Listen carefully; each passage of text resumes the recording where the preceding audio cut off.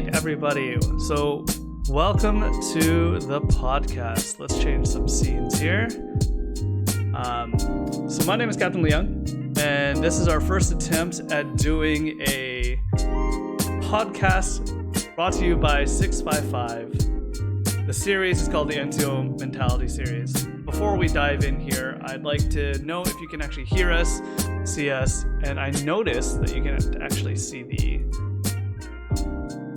Interesting. That's supposed to show up. Hopefully it does show up. Do you guys see the... Yeah, there we go. You see the slides. That's what I wanted. Nice to see you, Leung. Thank you for confirming that you can hear us. So I'm one of the hosts. This is my show. This is my domain. But the other co-host that I have to help bring this series together, you'll notice, is Warrant Officer Chen. Let me just bring her in here so you can see. Hello, Mr. Yu. Thank you for joining the chat. We'll let some other people trickle in for a little bit here to the sweet sound of my voice. But Chen, why don't you say hello here? Hello, everybody. Perfect. So you should be able to hear Chan as well. So hopefully you guys are doing well without cadets happening every single Monday night. I know it's a vacation that we never thought was going to happen, at least from the officers and warrant and from the other instructors who are working very, very hard to make sure that we have an effective year. We were given a mandatory vacation to basically stay at home and be able to veg out for a little bit. I know that you guys are starting school, and the premise of this series is to not lose out on the cadet experience that we wanted to bring you for the rest of the year, especially since your NCO years, not only do you only have a very few amount of them, but they're probably the most impactful years for you as a cadet. And at least from the officer side of the team, and what we can ask, we'll be asking Warrant Officer Chan her opinion as well. But on the officer side of things, what we really wanted to do is to make you effective NCOs, confident adults for the end of this training year. And I feel that we're not there yet, and that's kind of what this series is for. It's to get you there, and provide an opportunity to do so in a pretty much casual, opt-in type of way. And Warrant Officer Chan, what else did I miss about describing this series? What do you guys think? I think you gave a really good explanation. In general, the year did get cut short, and I just wanted to take this opportunity and develop something that you can use maybe for your future, not just for cadets. And we really want to hone in on some important things that can help you, and hopefully it can bring you into a right mindset to enter September fresh and excited to do something new. Yeah. As you can tell, here, let's move it to the other screen so you can just see us two here.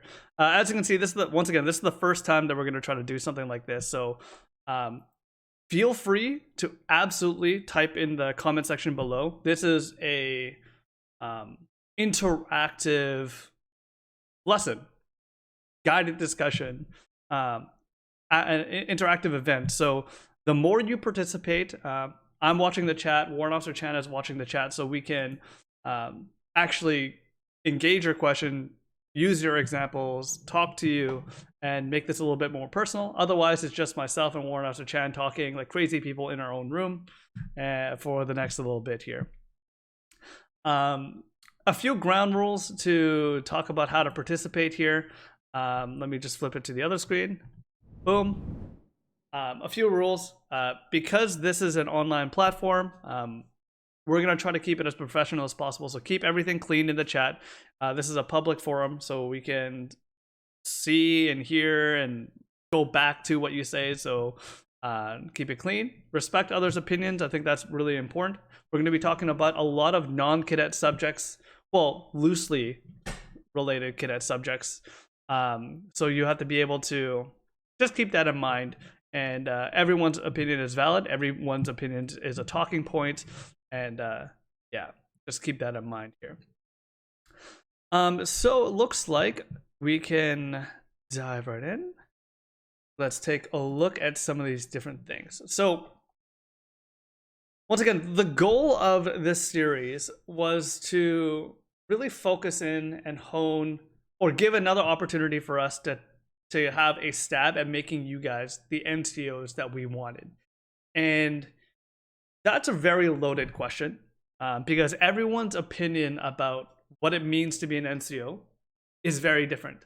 It can be different not only between myself and another person's opinion, but different squadrons have a different take on what an NCO is. So while I'm asking here, I want you to type into the chat what you think it means to be an NCO at 655. That way we can take your opinions, take your testimony, and see what we can talk about. For me, we'll just start with, for me, an NCO at 655 is something special that we try to do. We try to run our program a little bit differently. We try to make it a little bit more business oriented. I think that's the best way to describe it. We're not just teaching you life skills to be a robot, to take orders, to give orders, because that's really not an effective adult. As someone who's worked in the workforce forever, who's moved out when they were 19, like, that is not what cadets has taught me. Cadets has taught me to become an adult, to take responsibility, and have grit to be able to take on life's challenges. And my goal for all NCOs at 655 is to give you a little bit of experience to get to that point. So at least that way you can see where I'm coming from. Warren Officer Chan, what do you think an NCO is? Like, what does it mean to be an NCO at 655? You're muted. Chan, you're still muted. Let's see. There you go. Sorry. Got you. So having a 7-year program and watching people go through such a long journey, it's very unique. But being an NCO specifically in cadets, I think it's not just developing the skills, for example, teamwork, adaptability, problem solving. A lot of these different skills you pick up along the way. Like Captain Leung said, he said, as an NCO, you take on a lot of responsibilities. And through all these experiences, you actually pick up these skills. But something that's really important is throughout these 7 years, you also find your character and your identity, how you work with others. And I think that's also really important, being an NCO. So what you're saying, Chan, is that your goal for the NCOs, just looking at them, was to make sure that they had those life experiences, that chance, and to be able to at least actually kind of blend it into mind to be a little bit more of the adult that you envision them to be, right? I don't see anyone typing in the chat, which is perfectly okay, honestly. Once again, I would love you to give your opinion about it, but let's talk about some qualities here. So everyone has talked about the qualities of leaders. Qualities of NCOs is a little bit different, especially for what we're trying to do. Not with just the 655 program, but with cadets in general. Let's talk about NCOs as a cadet in general compared to, let's say, someone who's you see at school. When you see another cadet, or at least when I see an ex-cadet, that's probably a better example. An ex-cadet, when they go for interviews, when I bump into their street, you can always tell that they're a cadet, because they have certain qualities, they portray certain aspects. And actually, I'm going to throw it out as a little bit of challenge. I'm going to ask more Officer Chan, but I'm also asking everyone in the chat here to describe what qualities do you think I mean. Like, when you look at someone on the street, You can tell like, hey, this is a cadet quality. This is something that they learned because they were part of this program, or maybe not just learning from this program. This is something that we want all of our cadets to have.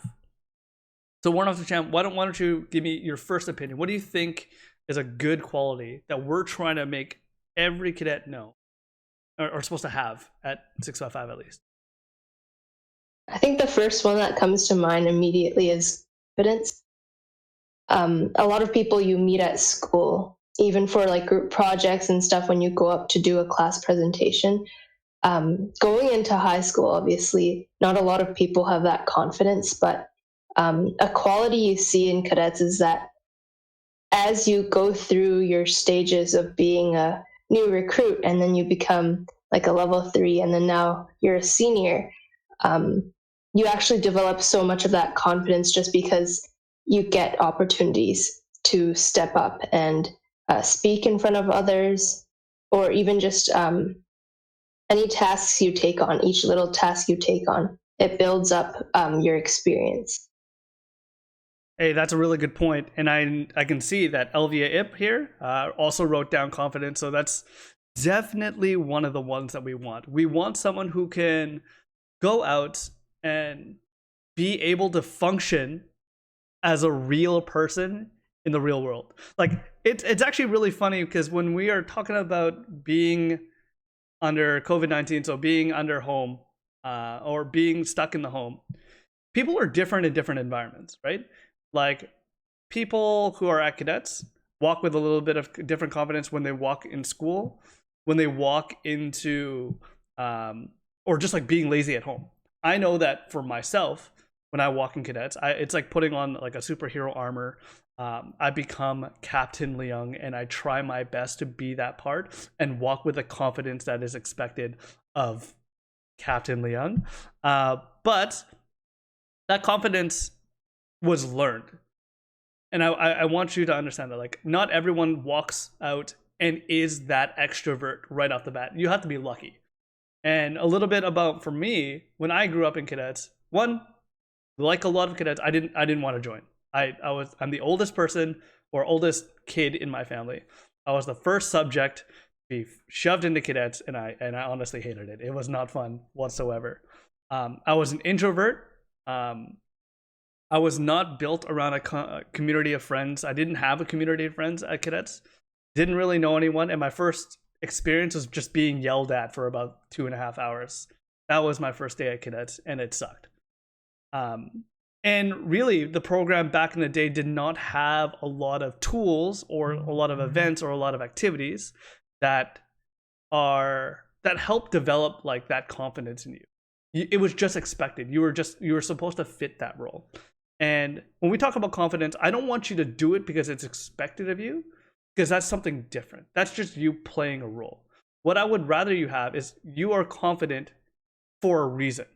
Like it's to achieve a specific goal. For example, the way that I operate in cadets, the way that you typically see me, I play a persona. That confidence isn't me when I'm home here in my home, just sitting on the couch. Like I'm not like that turned, like that switched on the entire time. That would be insane. People get sick of me. I would get sick of myself. That's not me.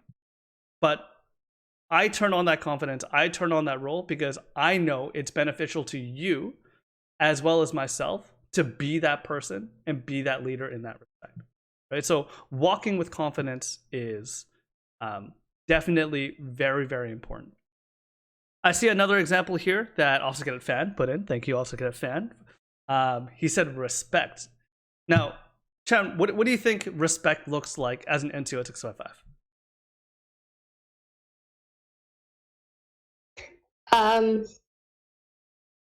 I think respect is very well taught in a cadet setting because there's that addressing ranks and things like that. But I mean, if we do it properly, right?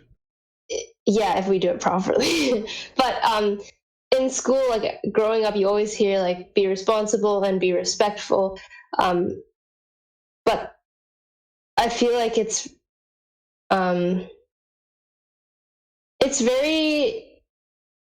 it's very easy to respect someone knowing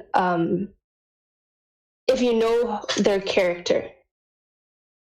That's a really good point. Yep. But if you're not sure of, like, if you've seen a senior or like maybe a warrant fool around and act differently than you'd expect them to, then it's very easy for that person to lose respect for you, right? And that's very fair, right? Respect is something that needs to be earned, right? One thing at least in hopefully this is something that we're trying to teach you, is that even if you get the rank, it's not like the big difference that earns you that level of respect. Because realistically, if you're outside of cadets, right, you just go to a family function and you talk to a person that's 1 year older than you, that respect is not there, right? If you go to your school and you talk to like a person that's in a grade lower to you, you don't feel like you own that person either. That doesn't make any sense. So we want to teach a real world example of respect, which means that you build your own respect, you have value, and if you use that value effectively, people will respect you. And that's something that we are teaching. And we're getting a lot of chats here. You see that, chat? People are actually watching. We're not talking like insane people on our show. I can see that. So let's talk about the next one here. Leung brought up creativity. She says, creativity. Recently, many squadrons on social media posted bingos and presented new challenges. Example is our Pass It On game. So the cadets can feel more connected, and it's something all cadets should have. Hey, that's a really good point. Thanks for submitting that comment here, Leung. I think creativity is, you're lucky to have it. But you can actually fake creativity, which hopefully we can talk a little bit about and what that looks like. But what I'll translate creativity as is putting effort into, and not being lazy, into putting in a solution. You can easily see this when you do leadership taskings, when, let's say, your leadership tasking is to pick up garbage. Now, you can just get your bag and tell people to pick up garbage, or you can make a game out of it, or you can make sure that the time that you're picking up garbage isn't garbage, right? Like you want to make it worthwhile for other people to see value in following you and all that. And creativity does that quite a bit. And when I'm talking about faking creativity, I'm not a creative person, but I'm a very good observer. And you learn a lot of things from just looking at people failing and people succeeding. And whether that you can steal their ideas, you can run with them, because the more examples you see, the more effective you are at combating the same problem. Just like math, right? Like there's only a certain number of ways to like ask and answer a certain question. So like that's the way at least I approach creativity. What do you think, Warnos and Chad? To be honest, I'm not a really creative person in any way. But yeah, when we go into instructing, like teaching, I know in 655, the training department kind of expects you to have an activity for every lesson you teach. And that kind of just forced me to think of ways to get cadets engaged and involved and actually like participate in what you're doing, right? So I think that creativity can be, it doesn't require a lot to be creative in your own way, and it can be faked, like you said. Yeah. And as two fakers, just straight up, not creative, very fakers, we'll when we talk about some of our testimonials of how we combat, or if you want us to talk about that, just talk about it in the chat here and we'll highlight it. I do want to bring up a few other comments that examples that other people have brought up. For example, Wesley Yu has brought up responsibility for your actions, which bleeds into our CO, Major Dowler. He put accountability to yourself and to others. I think those are not only they're similar ideas, but that is definitely one of the values that we try to teach in any cadet program, right? There's a big difference in, I think that's my favorite one, accountability and being responsible. There's a difference when you have an employee, Like, I'm a manager at my work. I hire people, I fire people. There is a difference when you see someone who actually takes true accountability and takes true responsibility. Like, they own the problem that they see, and it's their job to fix it. And although, and this will bleed into like a good segue into our next topic, we talk about where we are lacking that. When I say that accountability, responsibility, when you look at yourself as a senior NCO, junior NCO, level 4, level 5, whatever, you look at yourself and look what you do into the unit. Are you accountable? Like, if the night doesn't go well, do you feel responsible for that? At least a little bit? And if the answer is no, we have work to do. If the answer is kind of, I know I'm supposed to be doing something, we have work to do, right? If you feel like the night makes or breaks on your own effort, we also have some work to do. So it's a very, very, very good example of a value that we're trying to teach. One other one that I see here before we move on, actually, Justin Lee said expectations. Expect as much from your followers as you would from yourself. Very good example. That's also accountability and responsibility. Leads into the same topic. Zachar Ali actually said holding high standards. That is, I mean, you know what? Do you think we have high standards, Chan? Do we have high standards? What standards do we have? I wouldn't say we have very high standards. If you think of where we left off. You know what? I mean, we can always have the goal of having high standards, and we can say that. I don't really want to focus on it, but it is a goal. Like, we want our cadets to have a high standard when they go out, but standard in what? Like, I could say that I want every NCO to be a fantastic instructor. I want them to have a perfect uniform. I want them to speak in proper English, like, well, right? I want them to be able to stand up in front of the crowd and be confident to give a speech, direct people, all these other things. But realistically, not everyone is good at everything, and we try to make do with what we have, and we'll discuss that a little. So let's say, why are we bringing this up? What does it mean to be an NCO? At 655, we talked about a bunch of different values, and the reason why I wanted to talk about it a little bit, and I can see that the screen is black, so we're just gonna wait until it loads my slide. Maybe if I do this, boom.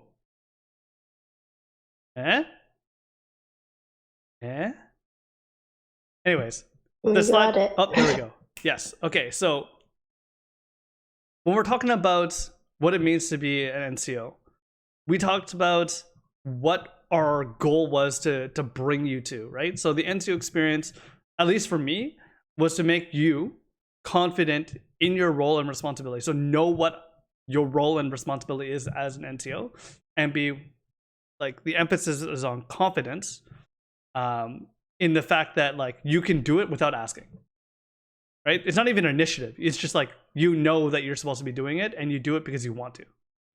The second one is be comfortable in taking initiative and solving issues, right? Taking that initiative, not being afraid about really what the consequences is, because the core value that we try to teach is, if you're doing it for the greater good, and you know that, like, you're doing it with good reason, even if you get smacked down for it, gets tapped on the hand for it, right? As long as you do your due diligence, there shouldn't be an issue. And realistically, that's actually one of the values I teach at my own company as well for my employees. It's something that I really want them to have. I don't really care how you're solving the issue, as long as, one, you do your due diligence, and number two, you're keeping us and the person you're dealing with their best interest in mind, right? You're doing it for a positive effect, not to take advantage of them, not to like, yeah, basically not to take advantage. That kind of bleeds into point number 3, which is, I want to make you a good human being. And it seems kind of weird. It doesn't say good cadet, right? It doesn't say good cadet. It says good human being. And I think that's a very big difference, right? You can teach these blind skill sets teach people how to be a leader, take responsibility, manipulate people to get there, be very, very good at using language to persuade someone to do something, or the cadet definition of leadership. But if you're not doing it with good intentions, that's not a good cadet, right? There are multiple different stories. I'm sure that you have camp stories that you could share that describe NCOs, sergeants, flight sergeants, other cadets just taking advantage of other cadets, being bullies, abusing their power. Those are not good human beings. That's not the ideas that we're trying to teach, right? You'll notice the other one after is actively provide value, which is a marketing term, but it's a very good business lesson, especially if you've never had a job before. What I want to see, if I saw you working at like H&M, if I saw you working at the food court, when you say provide value, you're not simply just doing like, here's your food, okay, bye, and leave. Adding value is making that difference, that you want that person to go back to you versus someone else because you're better, right? Knowing that that's the difference. The last point is develop grit. And if for you who don't really know what grit is, it means to have the strength and the courage to push through a very tough time. Because although I'm going to say that if you've been struggling in cadets, like a lot of cadets do that, but cadets is nothing. The struggles you have as a kid in cadets is nothing compared to like pushing through as an adult or implementing these skills and like having people recognize your value in the real world. And if I can teach you grit, and like if you can develop tough skin, if you can if you can roll with the punches, which is a very big 655 attitude that I want to teach, if you can roll with those punches, honestly I feel like I did a good job, and the warrants did a good job to be able to provide a program that is not necessarily easy or happy. It's not like a fairyland. Everything is happy-go-lucky. It's kind of mean. It's kind of like rough and tumble. Nothing is together. Things are messy, right? But if you can survive that and like feel like you did it with purpose, you'll be fine as an adult. And I can tell you that from experience. Warnoso Chan, about this list, 1, what do you think? And number 2, did I miss anything? I really appreciate the point you brought up about really developing grit and how it really doesn't compare. I guess I don't know yet because I'm not an adult. But if you can overcome anything that you're having problems with within this little like 655 community while you're in your teenage years and you're really developing and absorbing everything you're learning or everything you're experiencing, going into like cadet kind of guides you into adulthood. When you turn 19, you age out and you face much bigger things, I'm sure. Mm-hmm. And it's a good thing that you're going through whatever struggles you have, just to develop more skills to face whatever's bigger ahead of you, right? So that was a really good point. Yeah. And your example is like super relevant to at least the cadet age group, right? Like a lot of people, when they look at the cadet program with such fondness after you leave it, even if you spent like 3 years, got to your sergeant level or whatever, the one thing that I appreciate, and I know your parents would appreciate if I explained it to them well enough, is because I don't speak any other language but English, is cadets is a really good environment for you to fail. It's a very safe environment for you to fail multiple times. And although you might feel a little bit bad, at least it has less consequences than failing in the real world, right? And that's what like school is, right? Like, you can fail in school. I mean, like if I failed a subject in school from my parents, I might not have a home, but like that's completely separate.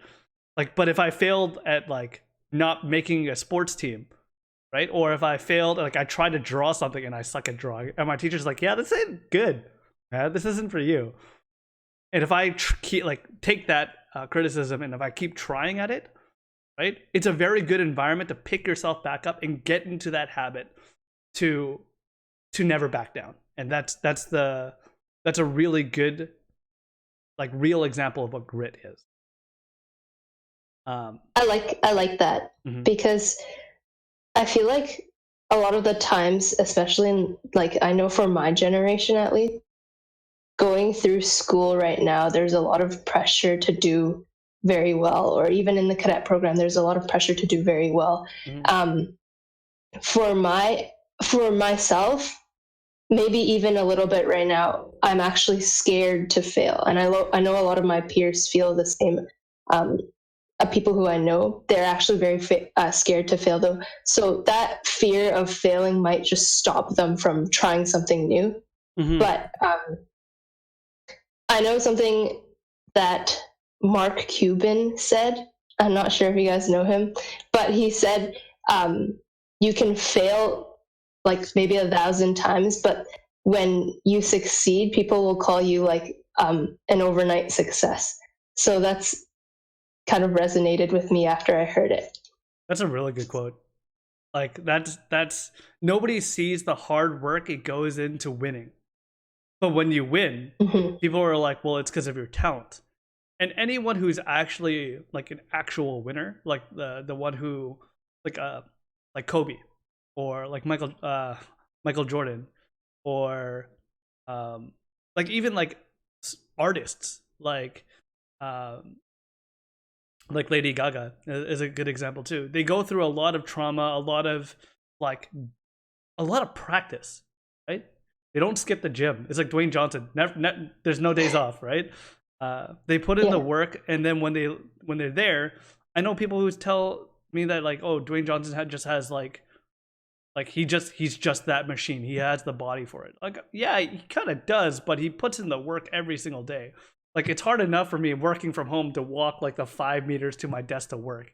Like, if I put in more effort into that, I could have more grit. We actually have a comment here from Justin Lee. Thank you for this comment. He says, always realize your mistake and improve from there. Do not be afraid to make mistakes. It is a great learning experience. And that's a very good comment that basically sums up what we were trying to say, right? Cadets is a really good micro environment that lets you fail often. You shouldn't be afraid to it, so that when you leave cadets, right, everyone else that you meet, let's say post-secondary or at your first job, they're afraid to fail, right? They've never failed in their life, right? They've had straight A's, or they've done well in school. Their parents have either like supported them really well, and then let's say they get their first B, if they get their first C, they don't make their first team, their first paper gets thrown out the door, right? They miss a deadline. All of these micro hits of failure. Some people don't have the stamina for it, and they feel really depressed. They have, like, university is really tough for a lot of people. They don't know how to deal with it because they're not being spoon-fed the next direction, right? And at 655, although that we try really hard to give you some sort of structure, I know, and this is a little bit of my fault, and it's a little bit of Captain Chung's fault. I'm going to blame him as well. We don't work that way. We don't work well. Like, we can say that we're planners, but anyone who's worked with us when we plan know that we give you a brief skeleton, and we're like, you know what? Like, it'll work out. Like, I know how to make this work live in action, right? And that's a skill that we want you to learn, because you can rough and tumble your way to success. And if you don't rough and tumble your way to success, you're not going to ask enough questions, right? We're not going to spoon feed you how to do something. Ask us questions. Tell us what your fears are, and we can help you solve it. But if you don't, we will watch you fail, because one, it's hilarious. Like, if the best thing is when you see a junior cadet try really hard on their first thing, and it just bombs, and they're miserable. Like, they're just like, oh, my life is over. And they go up to you because you told them to do it. And then, if you have the personality, not saying that you need to do this, but if you have the personality for it, for myself and Captain Chung, we talk to this cadet, kind of laugh at him, say he did a really good job, because it's funny that they bomb so hard. Not everyone can bomb that hard, and get them back right out there. so that the hits and misses, or especially when you miss, it doesn't feel that bad. You hit your rock bottom, because your rock bottom is Captain Leung or Captain Chung. Like, the worst of it is just us giving you a little bit of a rip. That's it. So you can pick yourself back up. You're like, okay, that didn't hurt so bad. Let me try again. Okay, that hurt a little bit more, but I'm still alive. Let's try this again, right? The example I'd like to use for this one, about someone who it was really, really shy when they first started, and like went out of their shell a little bit more. And although they started off a little bit sensitive, the more that they work with and ask questions, work with us and ask questions, the stronger the leader they are. We used to have this cadet named Janice Moy. When she was 14, she's the one who started Operation Ballistic, the dodgeball tournament. And I remember that the actual scenario is she, for the lack of a better word, broke her leg over a summer. She couldn't do anything and she was bored. So she asked, like, hey, can you help me? She asked me, I was a lieutenant at the time, her level officer, can I help her create a farewell event for her brother? And I'm like, okay, well, we're not really gonna do a farewell event because those are lame. Let's add value, right? So what do you think your brother enjoys? Let's make that. And from her submitting a plan, because we always get you to submit memos and op orders, and me just like smacking them out, and her, like, you can tell that her feelings are a little bit hurt, but like she kept talking to me. Like, eventually she did her first presentation when she was 14 to the squadron with a tiny ass voice. And then I went up to her. I'm like, hey, you were too quiet. I'm going to make them stand back there. You're just going to go back out there and do it again. Just louder this time. And she did it. A lot of those different examples helped her become an effective leader. She eventually became a warrant, went to university, good presenter, joining the workforce, right?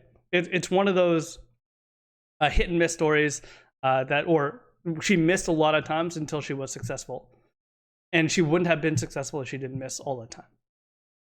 Speaking about hits and misses, though, let's bring it. Actually, before we do that, we actually have a good comment here from a few people, so I'm going to read them out here, Warren Chan. Captain Richard says, one of my favorite quotes is, it's failure that gives you the proper perspective on success.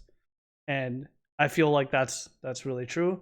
Kind of a little bit of a secret for a lot of the officers in 655. I don't really like to choose people who hit the rank of W01 because they feel the experience of success. But I want people who failed to get W01 and it hurt them a little bit, so they want to prove that they can always do a little bit better. And that's like, that failure gives you a better idea of how you just missed that mark, and you will never miss that mark again. Justin Lee says, Michael Jordan was once cut from his varsity basketball team. Now we know him as the greatest player of all time. Yeah. Air Jordan, number one. And Elvia Ip, thanks for commenting again. Personally, I feel like failing a lot actually makes someone more successful in the end because they have the experience of messing up to help them grow as a person. And that is a very, very good comment. Thanks for that, Elvia Ip. One other point that I want to expand on that one is the difference from what we're trying to do is that if you find personal success in learning and growing from your mistakes, fantastic. That will make you a good cadet. Everywhere else, for us, is that if you just leave that experience to yourself and don't help other people learn the same lesson, you're not a good cadet at 655. That's the difference. And you'll notice that a lot of our warrants are like that. They're the ones who've developed that little bit of a grit. They've had a lot of misses. I can tell you, for every single one of our warrants, they've had a lot of misses. I did not like a lot of our warrants when they were cadets. But now that they're here, now that they're contributing, the best thing about what I like about them is that they always want to share value with other people. Their lessons are not their lessons alone. And that's a very good point to hit it. Expanding to our next topic here, we're going to talk about our hits and misses. Very quickly, actually, because it's already been 40 minutes. That's crazy. the reason why we wanted to focus so much about what the values are, what we want to see, how you feel about it, is we did actually have a lot of misses this year as an NCO group. And although I can see it as an officer, I'm going to let a cadet speak about it because Warrant Officer Chan has a more real experience with you guys on where, let's say, us as a leadership body or us as a senior NCO corps kind of failed our cadets. So let's talk about it. Warrant Officer Chan, what do you think our misses are this year? Right off the bat, I would say there was a lack of interest in simply supporting our cadets. It's hard. I know it's hard for a lot of people to get motivated, especially about Monday nights, but it was easy for me, at least, to tell that a lot of our senior corps wasn't into right into helping our cadets and supporting them. And I think that's a really big issue we had this year. Because easily, if our senior corps isn't passionate in helping them and teaching and passionate about what they're doing in general, that disinterest can easily pass on to our juniors, and then maybe they'll grow up to be seniors like that as well. So what you're saying is you felt that the juniors could, number one, tell that the seniors weren't interested, and number two, thought that was the right thing to do. Perhaps, yeah. Interesting. Well, that sucks. Like, just straight up. I remember the moment where I use this example a lot, but I remember the moment where as a cadet, I was not a great cadet. I wasted a lot of people's time, just being a really dumb person. But I remember the point where my mom gave me some advice, because every single week I just told her how much I hated cadets for 4 years. Just like, I just don't want to go. They're all idiots there. To be quite, that's the language I was using. Like, no one's cool. The uniform is ugly. I look like a dork, more so than my braces, my pimples, and my glasses. Like, you're just setting me up as a loser. Like, I don't feel like a winner when I join this program. And my mom's like, if you're bored, don't be bored. Like, okay, thanks for your ancient Chinese wisdom, Mom. That's very helpful. And I really thought about it, and the one thing that statement, that ancient Chinese wisdom, resonated with me was, I was bored when I get into a position of instructing, when I get in a position of leadership. I'm responsible for these cadets. My cadets will never be bored with me personally. So any leadership tasking, any lesson, I want to make that difference. If they spend half an hour with me, it would mean 5 hours with someone else. And that's why it kind of pains me to hear, with a program that we've tried really hard to build up, that feeling still happens. And you'll never win every battle. Like, that, this is a miss that resonates well with me. That's the reason why I'm sharing it, is that it sucks as a senior, like level 4, level 5, right? You're an instructor. You are the one who's responsible to entertain, give value, and make this program worth it to your cadets. And when a cadet spends time with you, they don't like it. Not only do they not like you, they don't like anything about you. You suck. So that hurts, man. Like, it hurts to not only know that when you're spending time with cadets, they're not having fun with you. You're not a fun person. You're boring. As well as you're not adding value to them. Like, it's not a good situation. So that is a very big miss.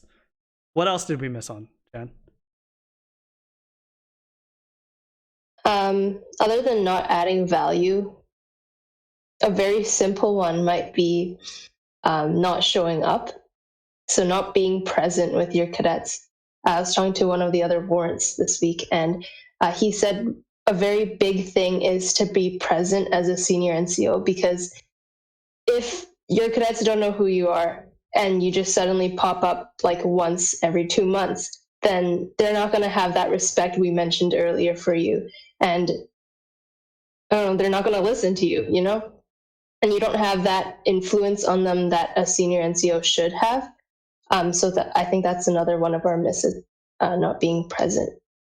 Hey, and that's a very fair point, and that actually bleeds us into our next topic, and we'll wait for that to load. While we wait for this slide to load here, for those of you in the chat, does that resonate with you? Like, does this make sense? Where you feel like when you're at cadets, like it ain't that fun, right?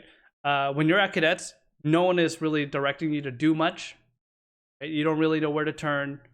You don't really know where to go or what to do. And that uncertainty, that lack of guidance, is hurting your cadet experience, to be quite honest, right? Give us an example of that if you have an example of how that has that example has personally affected you. Give me an example of that down in the chat there.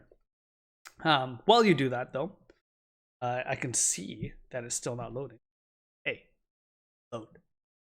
load. There we go. It worked. I don't know how that worked, but it worked. Okay, so let's talk about motivation. We're talking about showing up, right? That's what Warrant Officer Chan said. What would it take to make you show up? Not only show up, by the way, because your parents can just drop you off there and you're technically there, but that's not really showing up, right? What does it mean? Like, what would it take for you to show up for real? Like, a good example of this is like with the work that I do. I manage a group of 20 of employees, and I have people who go up to work every day. They're not the most excited people in the world, because honestly, when you go to work every single day, it gets less and less exciting, unfortunately, for a lot of people who treat it as not their career. But whether your level of enthusiasm when you walk through the door, when they start to do work, they are switched on, right? They are motivated intrinsically. Like, it is a personal motivation to not suck, right? Whether it be their own, like they value like the way that they are perceived by other people, or they want their quality of work to speak for themselves. There's a lot of reason for that, but that motivation needs to come from the within side. Like, nobody can give you motivation, right? It's not a currency that can be just transferred to one person, right? It needs to be self-developed. And honestly, if you don't have motivation in cadets, you're not alone, right? I was there, 100%. I'm with you. Like, there are days where even as an adult, I look at cadets and I'm like, oh man, it's another Monday night. I've been doing this since I was 12. I am old. I've been showing up to cadets more as an officer, more years as an officer than I have been as a cadet. And there are days where it's hard. Like, what am I doing this for? Right? What more value do I have to give? What do I even have to do today? Like, what am I doing? These are all examples of statements that non-motivated people give, right? But when you walk through the door, right, and you play your part, and your part is valued, you just being there should give you motivation, because you know what to do. There's something that you need to do. You have a job and you like it. So what we're going to do next is we're going to try to find that. How do you find motivation? And just one point before that, the reason why this is so important is the example that I gave in the beginning. As someone who's been employed in a lot of different areas, and someone who hires and fires people right now, when I look at an employee and I can tell that they're not motivated, their lifetime is short within that company. It's 100%. Your quality of work would be bad. Your level of responsibility and accountability will be bad, right? You calling in sick, often. You showing up late, often. All these negative things that build into how people perceive you as a personality, that is something that we want to avoid. Because once it's attributed to you, like, hey, this person's always late, or oh, hey, this person's quality of work, like they just don't care, you will never see an opportunity come to you. Not a promotion, not a raise, not even special projects to like boost your resume, nothing. And it's the same thing with school, right? If you don't put in, like, if you don't show up as a person, as a regular good human being, things won't come to you, right? And that's a learned skill that a lot of cadets should be graduating with. That when they go out to do work, they know their quality of work matters. They need to show up and represent. Because effectively, as a senior NCO, you should have shown up every single time you're with a cadet as a 655 NCO. You wear that badge on your shoulder for a reason, whether it be your rank, or your shoulder flash. It says a number. People know where you're from. You need to represent. But it's okay to not have that motivation right now. Because one, you guys are kids, effectively. And it's really hard to find that motivation because you've never had to have it. Your parents would either drive you to a recital and drop you off and like, hey, be good at piano. Or like you get the luxury to just play on something that you enjoy, right? Cadets is a really good example when we talk about knowing how to do failure, to develop motivation, to be like conscious about how to make yourself motivated for something, to find that one hook, to be like, hey, this matters to me now. It didn't matter to me before, but this one thing, this hook, this is the hook. Like, this is the hook that will fish me in. And that hook looks different for a lot of different people. A lot of different people. Every person is different. So let's discover a little bit about it here.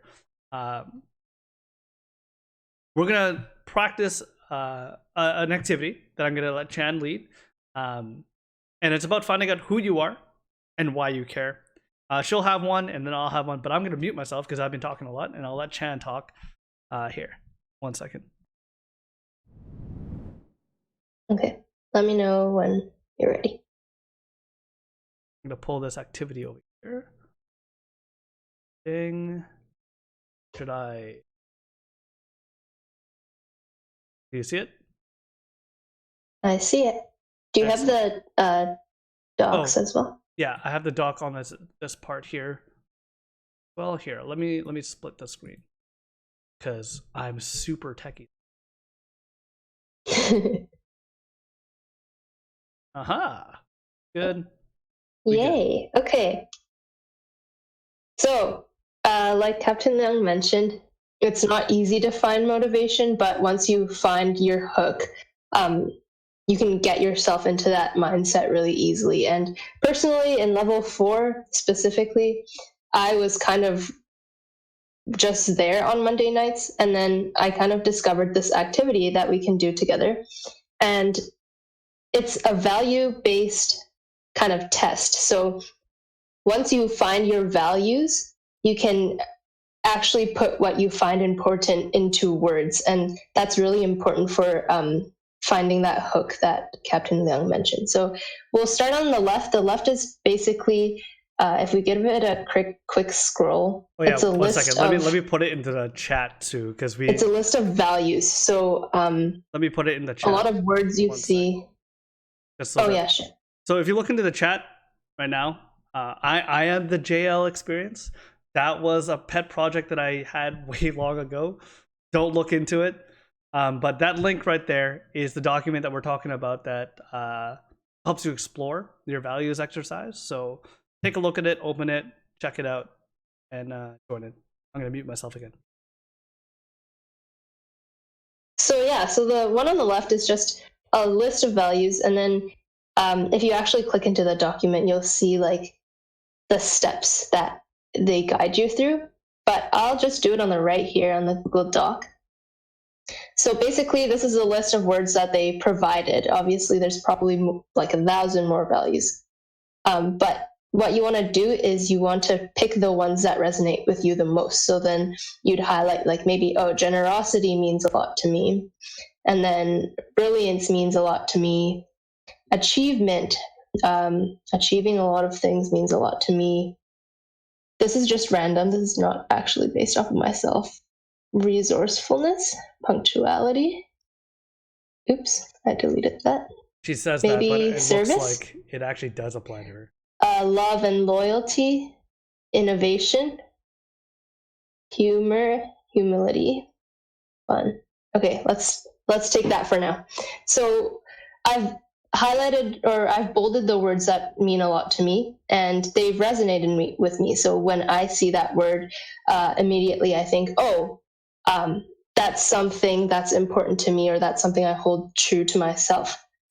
So the second step, you'll see the second step is to group things together. So down here on the doc, so my words were achievement, brilliance, generosity, humility, humor, love, loyalty, service, and resourcefulness. So what you want to do, I think when you do this test, you actually might have a lot more. But what you want to do is group your words into 5 sections. So achievement might be my first section, and brilliance is also in my first section. So these things, I group them together if they're similar in value. So maybe brilliance and achievement in my mind is pretty much the same. Generosity is another category. Generosity, love, loyalty. I'd put those in the same category. And then humor and fun can be in the same category. Innovation. I'm going to put humility in here as well. And then we'll have service and generosity. Oh, sorry, service and resourcefulness. Resourcefulness, I'm going to say it goes with innovation. So I have 4 categories here. Let's do that. Okay, so now I have 5 categories. And what you want to do is, since you believe the words in one category is pretty much the same or similar in meaning, what you want to do is just pick one word from each group or from each category. So from this one, I'll pick brilliance. Oops. From this one, I'll pick brilliance. This one, I'll pick service. This one, I'll pick loyalty. I'll pick humor and innovation. So this is a very simple activity, but essentially what you have is 5 words that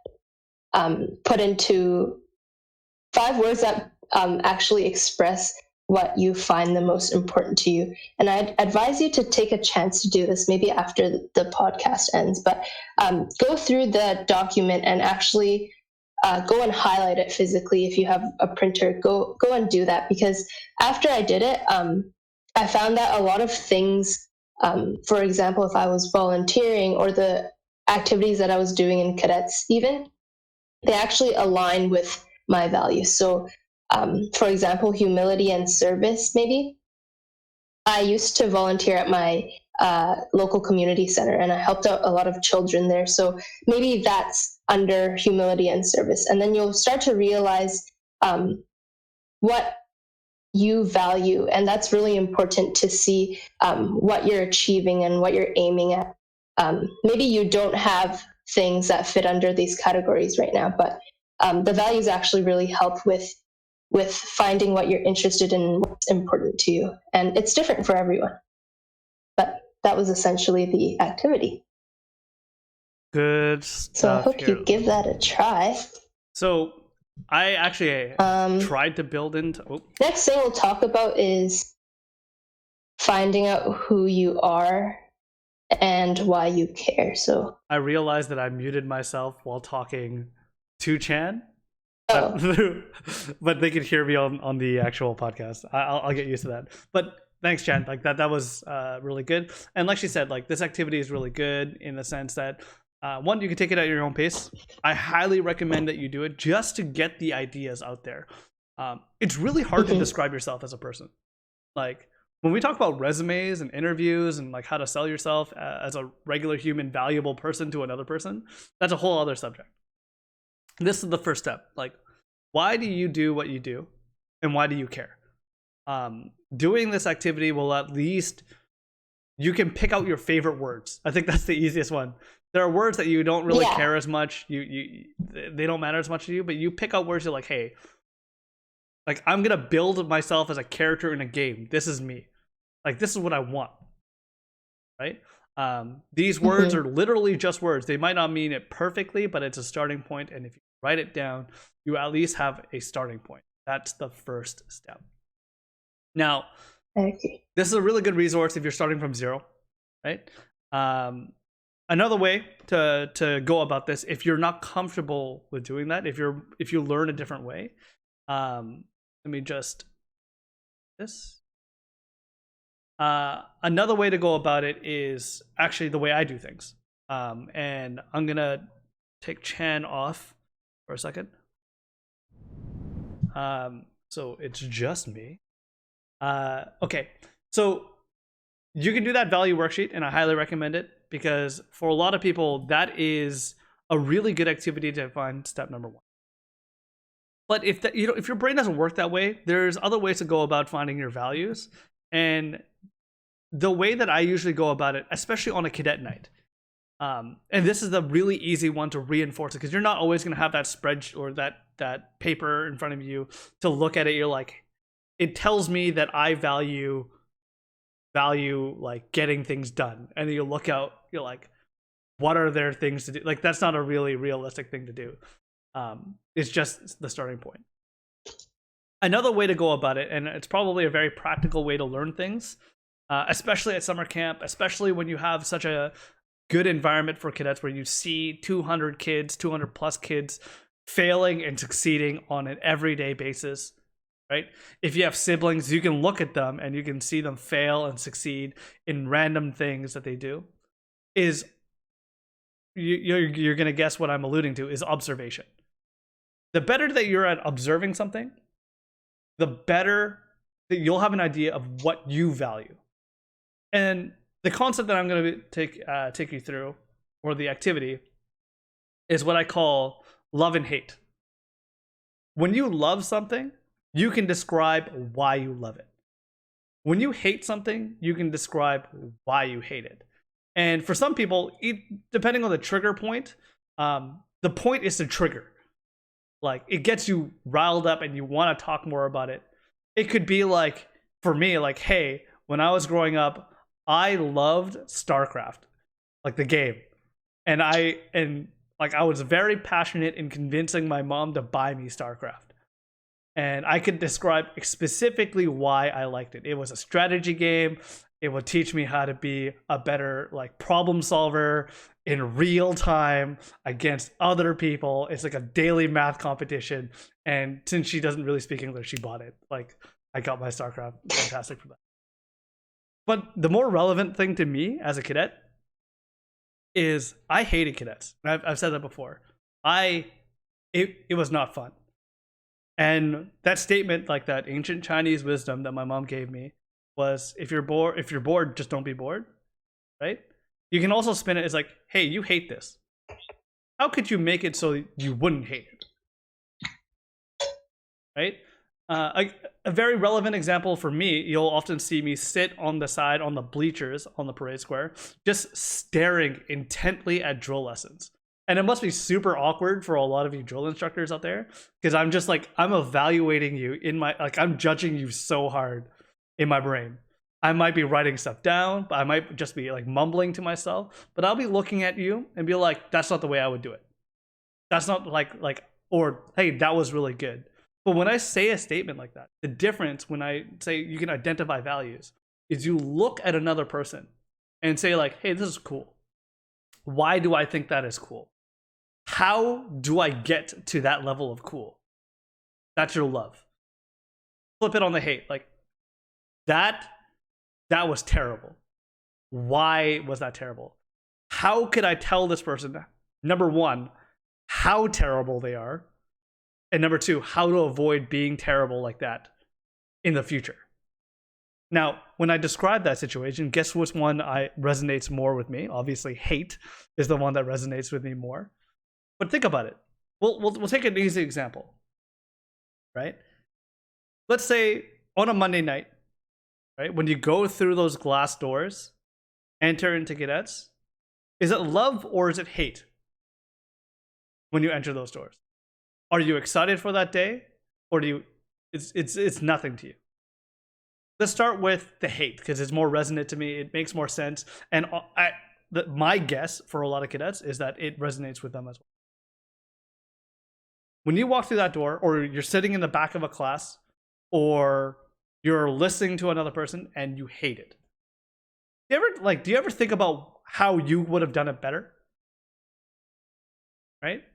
The difference in learning about motivation is that you can sit there and just take it like a weakling every single day of your life. Right? And that's kind of how I was when I was a cadet until I picked up my socks. And the example, the analogy that I use is that cadets really, really teaches you mental fortitude on how to take a punch to the face every single day that you're there. Every single second, everything that you hate about it, it's just like, why am I here? Like, I'm just, oh God, I don't want to, I don't want to be hit every single time. Until you learn how to fight back, you're just going to get punched in the face. Until you learn how to block, dodge, hit. And what does blocking, dodging, and hitting mean? There is a point in time where, for every effective cadet, that they've all been through that scenario where they're just sitting there, they're just hating life. It's just a reality. That they decide to, you know what, I can do better. Now, at that point, there's two types of people in that situation. I can do better. They leave cadets.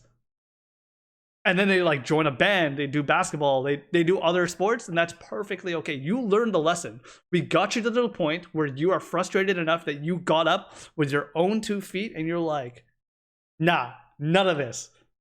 I'm out of here. Right?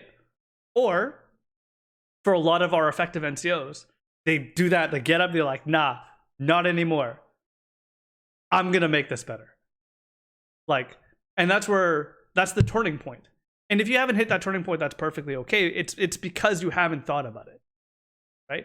Are you satisfied with wasting your time sitting there just taking bad lessons? Sitting there with bad leadership, with no instruction, with no guidelines, with just being disrespected, with no one following you, you're not valued. But the reason why I said it isn't that oh, go tell someone, they'll value you. That's not what I'm saying. Oh, go tell someone the situation will change, people will try to engage you. I mean, if they're nice, yeah. But realistically, this is about you. If you don't pull your head out of the water, no one will. You will drown. Right? And this is a very important life lesson, not just in cadets, but for your mental health, for you going to work, right? You putting in your, putting the work at a gym, you practicing an instrument, right? Until you pull your head up and move yourself forward, because you're too fed up with the situation that you are currently in. I suck. I don't want to suck. Let me Google, how do I not be such a loser? There's this interesting, you'd be surprised on what funny things you can find on the internet. Now that I say that, you can literally find an article, Yahoo Answers, on how to be Sasuke Uchiha. If that's who you really want to be, and that's who you think is going to be cool. You can be a character from Naruto. But you need to get to the point where you're going to Google that. You need to get to the point where you're going to watch some instructional videos, ask some people to make you less sucky. Because in reality, as a kid, as a sergeant, as a corporal, as a flight sergeant who doesn't know anything, you know you're not good. You know you're not contributing, but you don't know how to get yourself out. How do I do stuff? Step 1 is identifying what you care about, so you can get up. If you can stand up from sitting down in that situation, that's step 1. That's where you identify your values. Why do you want to stand up? And number 2 is, if you don't ask someone to help you out, you're just going to stay there. Because honestly, the way I feel about it, when I was back at that point and I didn't ask questions, I was too stupid to pull myself out. And that's the reality. You are like no one is that smart to magically become smarter and come online and go like, I know everything. I know how to contribute. I've always known how to contribute. I'm amazing. Like that's not gonna realistically happen. You got to ask questions. And I'll give you a really good like personal testimony about that. When I got my first job out of university, I worked as a marketing coordinator for a box company. It was actually a really good job because it was like marketing was my thing. I graduated, I studied really hard, I got really good marks, and this was my opportunity. I was on a contract, like a co-op, and I was a marketing coordinator. Like I did like I did data analysis, I went to trade shows, I presented, I made like content, all that type of stuff. The one thing though, even with my cadet experience of failing often, I didn't know how to fail in the workplace. So whenever I was given a project, I never asked questions. I just did it. But I never asked, like, I always asked, like, hey, what time frame did I have or whatever. But I never kept my boss involved in what I was doing because I just wanted to, like, show an end product. I'm like, yeah, I did it. But then at that point, it's like, yeah, it's not good enough. Or, hey, this took way too much time. Or, like, I can't believe you spent that much time doing that. Those are the comments that I had. And eventually, from repeatedly, like, not necessarily not delivering, but in a sense, just not being communicative, not being invested, not taking real ownership, right? In taking responsibility, having motivation, even though like I wanted to succeed, not having real motivation because I didn't want to succeed in the sense that I wanted the company to succeed. I wanted to succeed for myself. Like I don't want to look bad. I got fired from that job.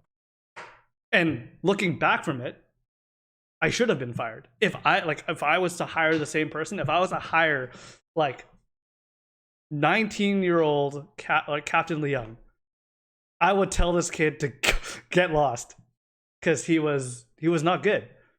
He never asked questions. He would just try to deliver. He seemed like he just never really wanted to get in trouble. Not that there was any trouble to be in. Right? And that's a real consequence of not having motivation, not knowing how to implement, and not asking questions. Right?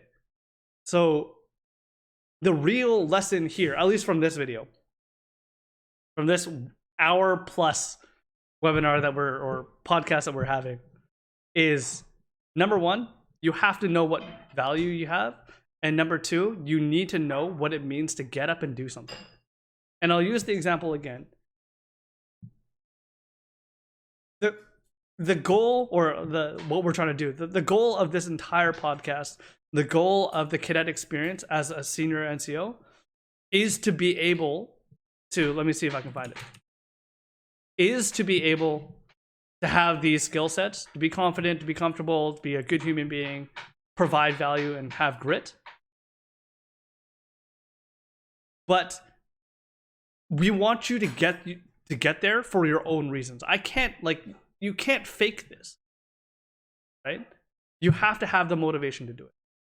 So if you take that activity that One After Chan put in, or that we put into the chat here, and then start to actively look at using those values identified in that activity and putting it into case scenarios. That's the easiest thing. You go to cadets, why do I hate it? How can I use this value that I like? How do I use this value to make this a little bit better? Right? So that if you were given the opportunity, how would this value make this better? Does this value have a place in here? Maybe it doesn't, maybe this other one does.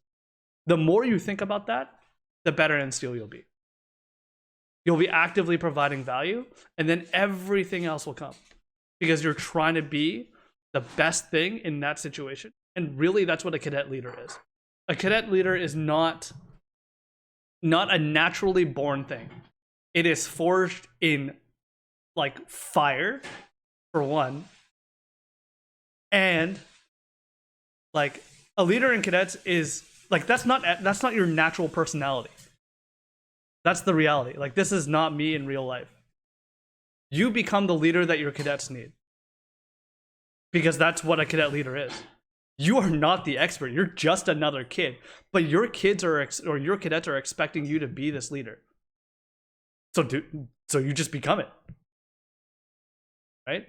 As someone who grew up as in the cadets, hating the program, like being honestly an introvert starting out, and then learning to be an extrovert, learning to be a presenter, learning to be active, learning to take value or push value, and learning how to build a program. These are all learned.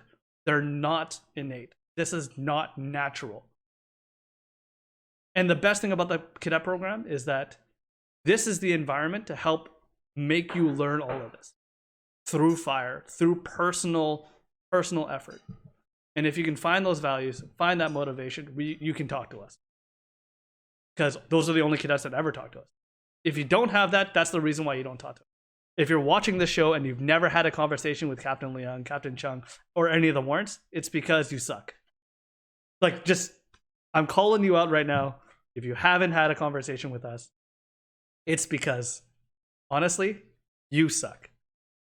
Because if you didn't suck, you'd come and use your resources.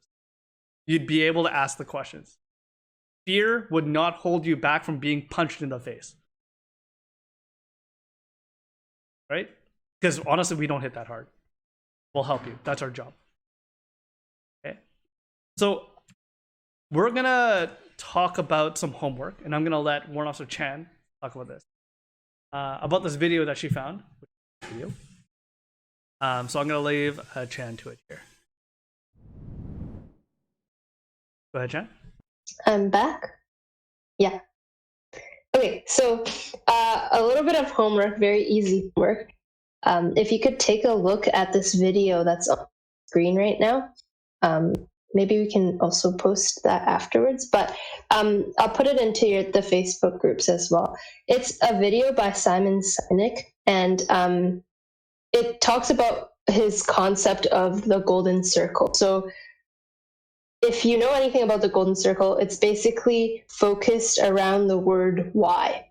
So you're supposed to be asking yourself for every action you take or every decision you make, like, why am I doing this?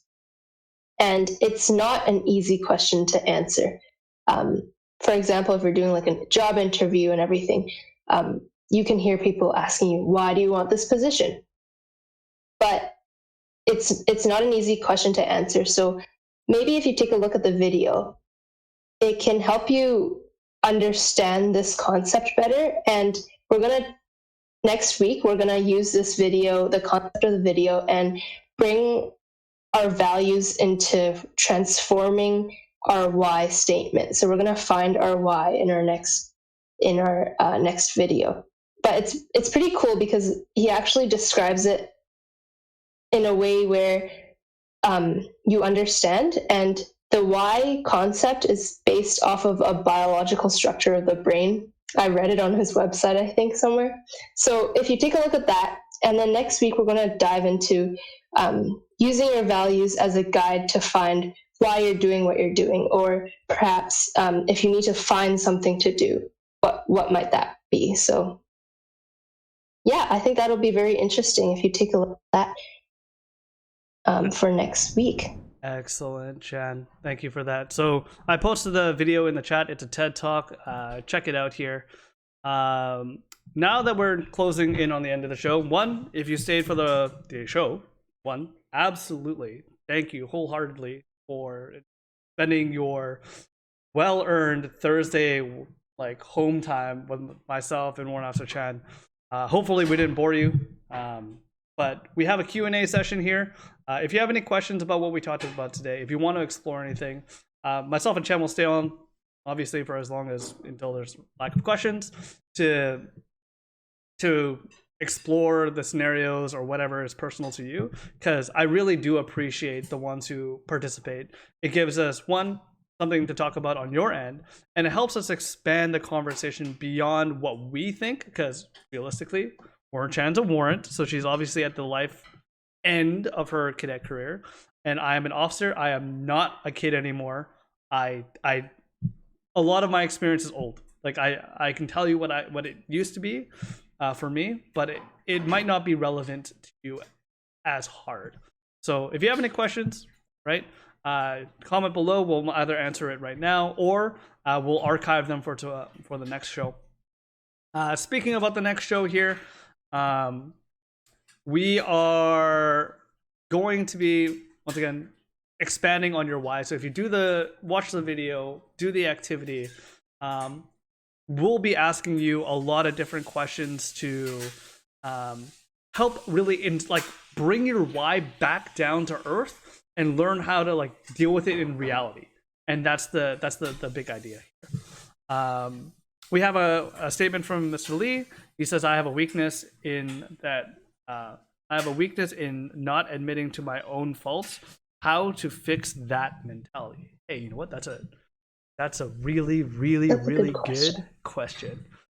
How to fix your weakness and to not admit your own. So that's actually a really good example here. That might just spin off. You know what? I'm gonna add it to the show line. I'm gonna add it as a show. That is a completely other topic. We'll add it to the skills based because that one is really good. Sure. Weakness in not recognizing faults. We'll talk about that in our next show because that is cool.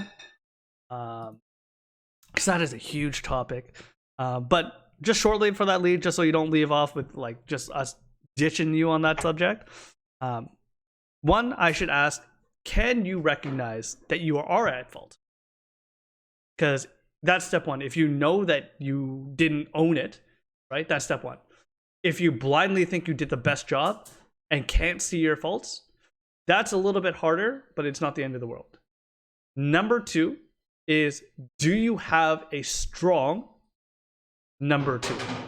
And what I mean by that is, do you have a person in your life that you can talk honestly and easily with to give you an honest opinion? And in cadets, it's your partner in crime. That's the easiest way to describe it. For me, when I was in cadets, I honestly did a lot of things myself. I thought I was the best thing ever, and I was not. And it wasn't until I went to camp that I started to gain the friends, the safe space where I could plan to get it with them, and they'll tell me like, "Hey man, that idea sucks." Or I could trust them to say that if I didn't own something, they would tell me and say like, "Hey man, there's going to be people talking about this later on." In cadets today, I can tell you that those people are my officer team. Captain Chung is a very strong number two for me. I've always had a strong training officer next to me as well, like Captain Z and Lieutenant Huang. Those, one, are my brothers, because I can trust them to tell me whenever I'm doing something wrong. I talk all my ideas through them so that we can win together as a team. So a big thing of how to fix that mentality is, one, find that person to help develop that safe space, to help you use a soundboard or a sounding board to help develop your ideas. If you're talking about it in post, you'd be surprised about when you're discussing with someone, like your ideas with someone who actually cares. Just discussing it, you might be able to pick out your own fault. Like, there are often times where I feel like something is the way it is, and then I describe it to a person, and then I realize I'm an idiot. Just talk it out, right? Talking it out does a lot. We have one last one from Leung, and they say, I have a weakness to dwell on my mistakes. How can I let them go? Dwelling on mistakes. That is. I do that a lot. Yeah, I was gonna say, we have a perfect example of that. Not that it's held you back that often, Chan, but do you want to talk about this? Yeah. So, I dwell on every little thing that might go wrong, but then I always have people by my side who are telling me like, you just gotta let it go, right? But how do you do that?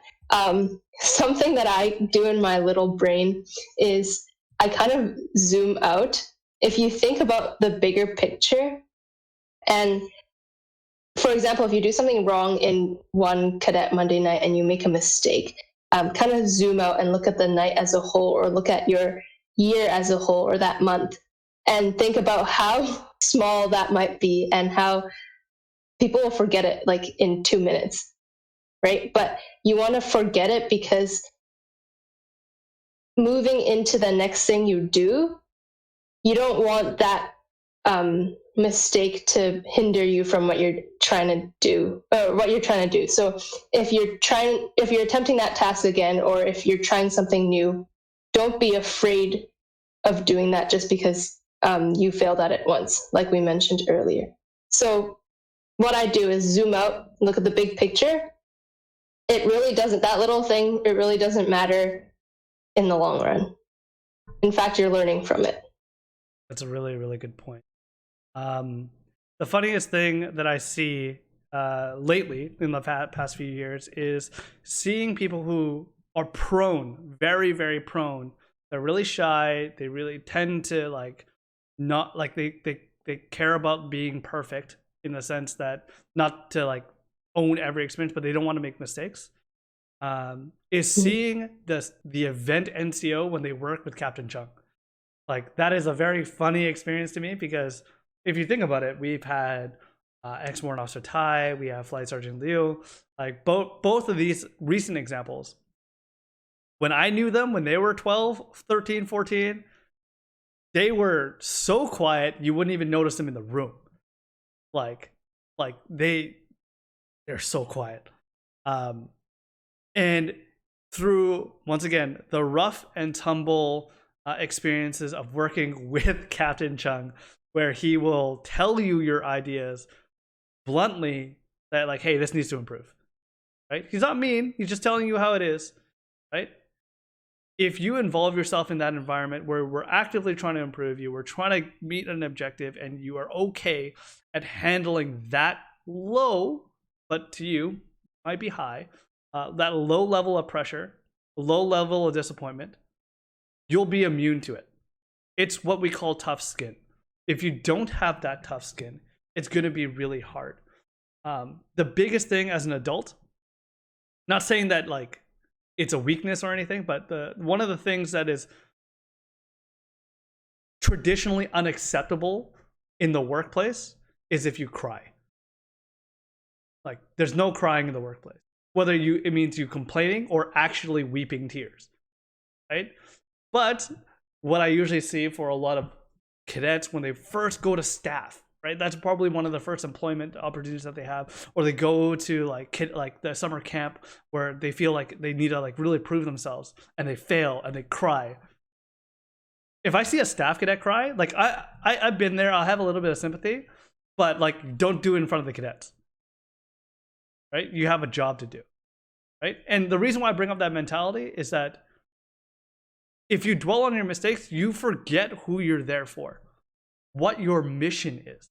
And that's where one Officer Chen said, like, if you zoom out, right, where does that really matter in your end objective, right? Don't hold yourself back from success because, for lack of a better word, you're going to be a little bit like a baby about it, right? We don't raise babies. We raise full-grown cadets. Babies are for like when, like for example, I become a baby when I like go back home to Victoria and have my mom yell at me to put on a sweater, and I'm old. Right? I get that. But when I'm in cadets, when I'm in front of you, right? What's the objective? Right? If you don't have an objective, be a baby. It's fine. Complain. Be the person who you really are meant to be. But like when you're there to do a job, you need a focus. Don't beat yourself up about stuff. Let us beat you about it, laugh about it, and then go try again. That's all you need. So that's a really good example here. Leung, thank you for saying that. He says, thank you, Warrant Officer Chat. Thank you for that. No, thank you for asking. So yeah, that is everything that we have prepared. That's all. That is show episode number 1. I have recorded this. I will post this in the group Brain Trust. It will be a resource for you in the future if you want to do it. Like we said, our next show will be next week, hopefully around the same time, and we're just going to talk. Eventually, these shows are going to just be testimonials. If you want to be on the show, if you want to talk to us, if you want to give us your examples, if you want to participate, connect with Warrant Officer Chan. I'll hook you up into the show, and we'll make you look cool. This is what cool cadets do, right? Be on a web show and talk to interesting people. Eventually, too, on the main page for our cadets in general, we're gonna bring some guests on. We're gonna ask them about their cadet experience. We're gonna ask them how it was to be a level 1, how it is as a CO, and all that type of stuff. So, if you have any ideas for shows, if you have anything that you're struggling with that you want to talk out, like a radio talk show, that's what we're here to do. We're here to help you make yourself better and help other people learn. Because, like I said, if you're self-developing yourself, that's okay. If you're helping others grow with you, that's what it means to be 655. So, I'm going to say goodbye. Chan's going to say goodbye here, and we'll leave you out. If you're interested, just because for copyright stuff, we do have a song that's in here. It's going to be this last slide that I'm going to show. We got our music from this really cool website called Thematic. There we go, Thematic. Check it out. This song is called Ramen on Summer Night by Jill Wonders.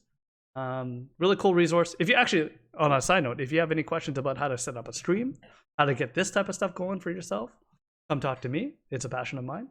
Otherwise, we're gonna exit out, and I'll see you next time.